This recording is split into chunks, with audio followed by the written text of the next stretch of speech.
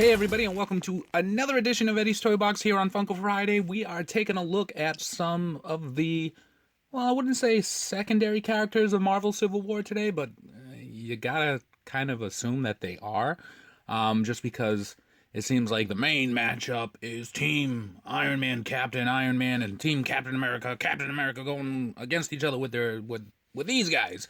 Well, with probably the exceptions of CrossBones, but I'm gonna call this Team Captain, nope. I'm gonna call this Team Iron Man, and here's why I would include CrossBones on Team. Yes, CrossBones is not on any team. Don't start attacking me in the comments, but he kind of is CrossBones because of Captain America, right? Like his face is horribly disfigured because of Captain America and all the stuff that happened in the Winter Soldier.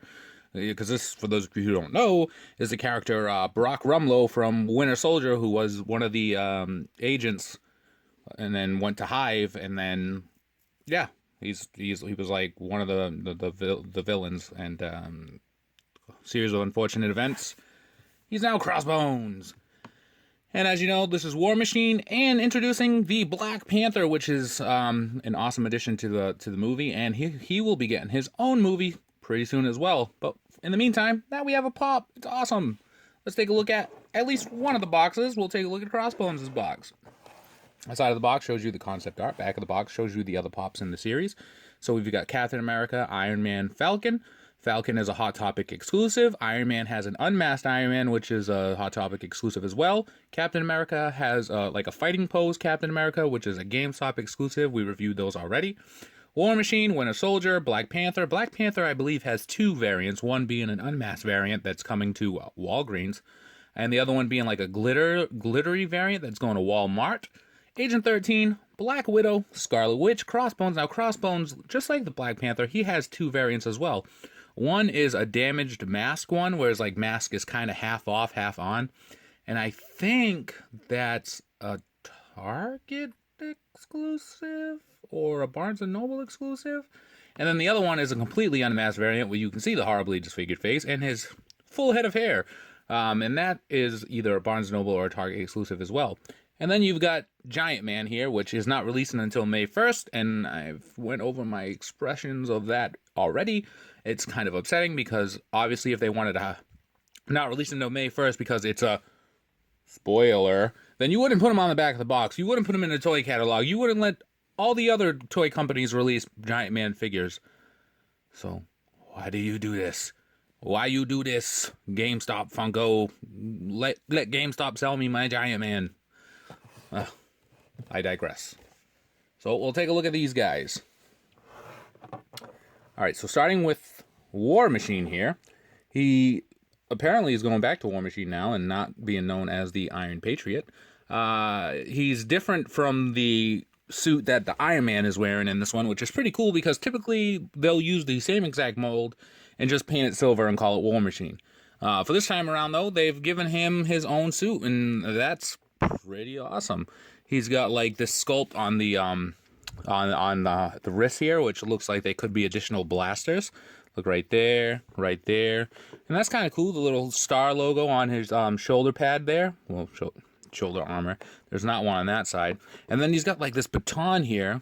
It's got to be a baton, right? It kind of looks like the baton from Star Wars: The Force Awakens from the TR-8R Stormtrooper. I know that's not his official name, but that's what I'm going to call him. So it looks like he could be like, oh, behind Iron Man, be like, oh, traitor. Oh, Captain America. That makes more sense. And you can see he's got like the silver chrome paint all the way around. As far as the helmet goes, his helmet does look similar to Iron Man's, but it has different indentations in the top here. And the paint job on this one is pretty awesome. There's not, I mean, it's just one like color of like grayish and silver, but there's not many problematic areas where it would make it, you know, awful. And then you can see it kind of protrudes up here. Maybe that's like his shoulder canning, but they didn't want to make it so big that the head wouldn't bobble correctly. But take a look. Obviously, it's a bobblehead. And then you can see all the details. And this is a pretty... I'm going to go out on a limb and say that Marvel Civil War Pops are probably the best Marvel Pops to date with details and just the effort that went into making them. So kudos to the Funko designer who did this. You can really tell that they tried and they came a long way. Just all the details that went into making them, and they're pretty solid as well. So there's no worries there. The only thing is, that they're bobbleheads because of the licensing issues. So then we've got Black Panther, the newest Marvel superhero to enter the cinematic universe. Should be getting his own standalone film soon. So, you can see the sculpt here. On the Panther mask, he's got like the ears that go up here, but he's not Batman. I'm not Batman. Nope, he's the Black Panther. Look at the sculpt here as well, the designs, all the crisscrossing lines here, the silver paint. And for a pop that's mainly solid black, the silver really, brings out the rest of the details here. So look at his arms here, was like almost like, what are these supposed to be, like panther teeth? All the way around. And then, his foot looks like an animal foot. And then he's got like this around his neck. It's pretty awesome. We are getting, like I said, the unmasked variant of this guy, and the glitter variant. Yep. Oh, look, and then there's some lettering on the bottom of his head because, hey, he's a solid black pop. Let's put lettering on the bottom of his head, and you couldn't just add it to this foot. Bah. Yeah, eyes are kind of squinted a little bit, and I like that they went with a different color, gray for the eyes. Look, and the nose kind of sculpted outcomes as well. And then we've got our buddy CrossBones here, which is probably one of the best pops in the series. Look, I don't look. He's got like these mechanisms on his fists here. Look at that. That's gonna cause a load of damage, and it looks like maybe they're powered by what is it, like steam powered? I don't know. Sounds silly, but it's almost like, the robotics that, Iron Man has, which is not powered by steam at all. But anyway, look at the details. You get these buckles here. It probably keeps him on his arm, keeps the devices together. I like for this face mold, like you can see his eyes, but you can see the disfiguration on his face. So that's an awesome addition. They didn't have to do that. They could have just left it plain. But, he looks like he's maybe in agony because he's got one eye that's slightly closed. And then for the skull on the mask, it reminds me of like a Call of Duty game. But I like that it's like scratched paint.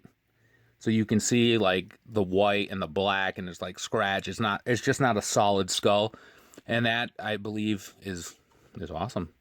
And then again, he's got it on his chest as well, the same scratch white paint that you can see the black.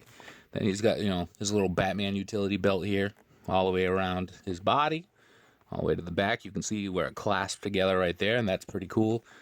These could be like bullets or something. And, in the same scratch paint goes on to, his pants, because he's got like the black scratches all the way around. And that's an awesome addition. And you can see that might be like a gun right there, like a gun in a holster. But because his arms are so close to his body, you can't really make it out. And then you get the design there. And then, I'm guessing this is not as much as a mask as it is a helmet, because you can see all the designs that go around it. And, that wouldn't be part of a mask. So this guy is pretty cool. How big of a role he's going to have in the movie, I honestly have no idea. Maybe he's just in it to set the groundwork for Team Iron Man versus Team Captain America, or maybe he's in it in the beginning, sets the groundwork, and then comes back at the end, and they gotta get back together and fight CrossBones, and realize that they need to avenge something.